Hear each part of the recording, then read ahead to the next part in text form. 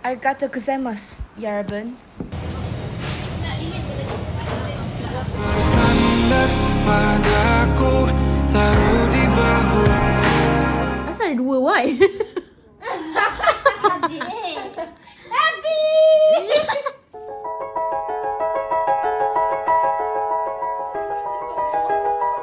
Tengah fikir ucapan. Kakak daripada tadi lagi dia fikir dia punya pantun. But guess what? Saya beri sekejap je. Mencari air di dalam perigi untuk dibuat mandian nanti. Lahirnya sang puteri hari ini yang digelar ibu kami. Cing! Kesusasteraan Melayu bro. Syair saya nombor 1 yang saya ingat. Dipagari dengan besi-besi.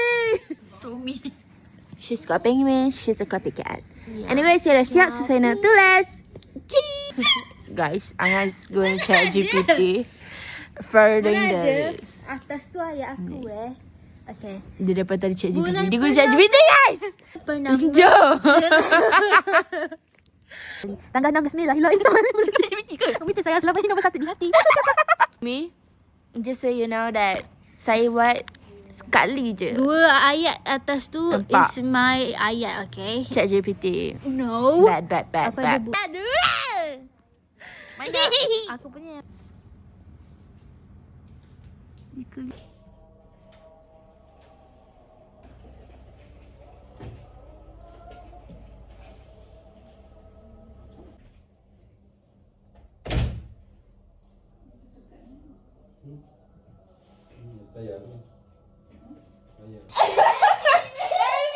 Happy birthday to you.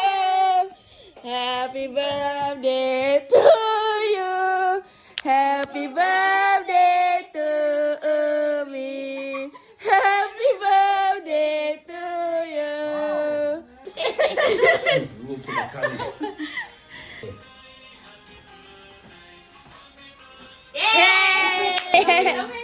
Ayah. Hai. Hai. Pasal ibu. Terima kasih. Asal kat telefon. Bunga di taman dijadikan hiasan dikelilingi rumput-rumput hijau. Apa ni? Apa ni? Otajobi omedetou okasan. Di manakah oleh-oleh kami? Siapa ni? Kakak. Bulan purnama cerah berseri. Bintang bersinar indah sekali. Tanggal 16 Mei. Apa ni? Lahirlah insan paling bererti. Umi tersayang selamanya Di hati. di hati. Wah. Wow. Mencari air di dalam perigi Panjang untuk dibuat mandian nanti. Lahirnya sang puteri hari ini yang digelar ibu kami. Terima kasih. Sama. Nampak ke balon tadi? Tak nampak. Ayah yang plan. Tak, dah agak ayah. Ayah plan sama dikit. Mira tengok ni.